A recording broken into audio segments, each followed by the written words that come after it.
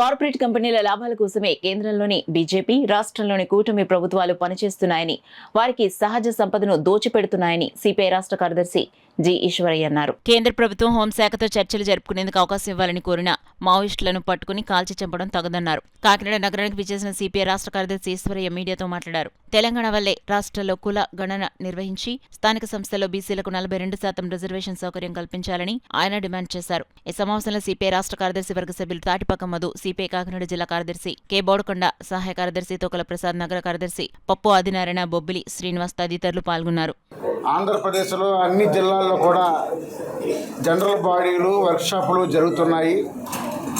అందులో భాగంగా ఈరోజు కాకినాడ జిల్లా జనరల్ బాడీ సమావేశానికి ఇప్పుడు ఉదయం 10:30 సమయానికి మన ఎన్జిఓలో జరుగుతుంది. దాని ముఖ్య అతిథిగా సిపిఐ రాష్ట్ర కార్యదర్శి కామ్రేడ్ జి ఈశ్వరయ్య గారు వచ్చి ఉన్నారు. ఆయన మీ పరిచయం చేస్తున్నాను. అలాగే జిల్లా కార్యదర్శి కామ్రేడ్ కె బోడకొండ, జిల్లా సహాయ కార్యదర్శి కామ్రేడ్ తోకల ప్రసాద్, జిల్లా కార్యవర్గ సభ్యులు బొబ్బిలి శ్రీనివాసరావు, నగర కార్యదర్శి పప్పు ఆదినారాయణ గారు, కామ్రేడ్ జి ఈశ్వరయ్య గారు మాట్లాడతారు. మన గోదావరి నది ఎట్లయితే వంపులు సొంపులు తిరిగి వయ్యారంగా పరవళ్ళు తొక్కుతూ పారుతా ఉందో అట్లా నిన్న సిఐఏ సదస్సులో కూడా నిధులు 20 లక్షల కోట్ల పైచులకు అట్లా మన రాష్ట్రానికి వచ్చాయని చెప్పి ప్రకటించారు. నిజమేనా? 20 లక్షల కోట్లు వచ్చాయా? 2014 నుంచి 2019 మధ్యలో కూడా 3 సదస్సులు జరిగాయి. మీరు పోయిన తర్వాత జగన్మోహన్ రెడ్డి గారు కూడా గ్లోబల్ సదస్సు ఒకటి జరిపారు. అప్పుడు 2014 నుంచి 2019 వరకు 20 లక్షల కోట్లు వచ్చాయి. 2019 నుంచి 2024 వరకు 20 లక్షల కోట్లు వచ్చాయి. ఇప్పుడు 2024 నుంచి ఇప్పుడు కూడా మళ్ళీ ఒక 25-20 లక్షల కోట్లు ఇప్పుడు డబ్బులు వచ్చాయి. అంటే రాష్ట్రానికి ఈ లెక్కన 15 సంవత్సరాల్లో 60 లక్షల కోట్ల నిధులు పారిశ్రామిక రంగం డెవలప్ చేసి వరదలైపారాయి. దాని తర్వాత 20 లక్షలు 60 లక్షల మందికి ఉపాధి కల్పించామనే పొత్తులో ప్రకటిస్తున్నారు. ఇంత హంబక్, ఒట్టి బోగస్, తప్పుడు ప్రచారాన్ని చేయడం తప్ప వాస్తవ రీతిలో ఏమైనా పరిశ్రమలు వచ్చాయా? పరిశ్రమలు వచ్చింటే ఎక్కడ ఏ పరిశ్రమను ఎస్టాబ్లిష్ చేశారు? మేము అడుగుతా ఉన్నాం. 2014 విభజన హక్కు చట్టంలో చేర్చినటువంటి కడప స్టీల్ ప్లాంట్ ఏమైంది? ప్రకాశం జిల్లాలో ఉన్నటువంటి రామాయపట్నం పోర్టు ఏమైంది?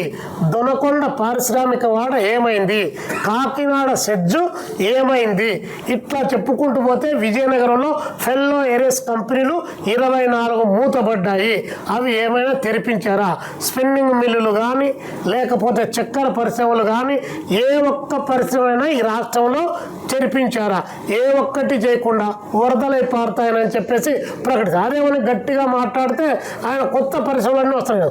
పాతది విశాఖ స్టీల్ ప్లాంట్ 32 మంది విద్యార్థుల ప్రాణాల బలిదానంతో 10 సంవత్సరాల పాటు వీరోచితమైన పోరాటంతో అనేక కేసులు, జైళ్లు, నిర్బంధాలు, 68 మంది శాసనసభ్యులు, పార్లమెంటు సభ్యుల పదవి త్యాగంతో 2 లక్షల ఎకరాలు రైతుల యొక్క పొలాలు త్యాగంతో వచ్చినటువంటి విశాఖ స్టీల్ ప్లాంట్ మూత వేస్తూ ఉంటే సహజ మరణం చెందేటట్టు పాలక వర్గాలు వీరు అధికారంలో ఉంటే వారు మాట్లాడతారు, వారు అధికారంలో ఉంటే వీరు మాట్లాడతారు. మధ్యలో వచ్చిన పవన్ కళ్యాణ్ గారు నేను జూలు తిరిస్తానన్నాడు. జూలు తిరిస్తలేదు, ఆ పరిశ్రమను కాపాడడం లేదు. 2014-2019 మధ్యలోనే చంద్రబాబు నాయుడు గారు ఈ స్టీల్ ప్లాంట్ మేము రన్ చేయలేమని చెప్పేసి కేంద్ర ప్రభుత్వానికి ఉత్తరం రాశాడు. నిన్న ఎలక్షన్స్లో పోటీప్పుడు మేము నిలబెడతాం, కూటమి ప్రభుత్వం వస్తేనే ఇది నిలబడుతున్నారు. మీకు ఇప్పుడు ఎవరన్నా అబ్జెక్షన్ చెప్పారా? తమిళనాడు స్టీల్ ప్లాంట్ ఆగిపోయింది, ప్రైవేటీకరణ కాలేదు. కర్ణాటకలో స్టీల్ ప్లాంట్ ప్రైవేటీకరణ కాలేదు. ఛత్తీస్గఢ్లో స్టీల్ ప్లాంట్ ప్రైవేటీకరణ కాలేదు. మరొక రాష్ట్రంలో కూడా స్టీల్ ప్లాంట్ ప్రైవేటీకరణ కాలేదు. కానీ ఆంధ్రప్రదేశ్లో ఉన్నటువంటి విశాఖ స్టీల్ ప్లాంట్ మాత్రమే ప్రైవేటీకరణ చేస్తున్నారు.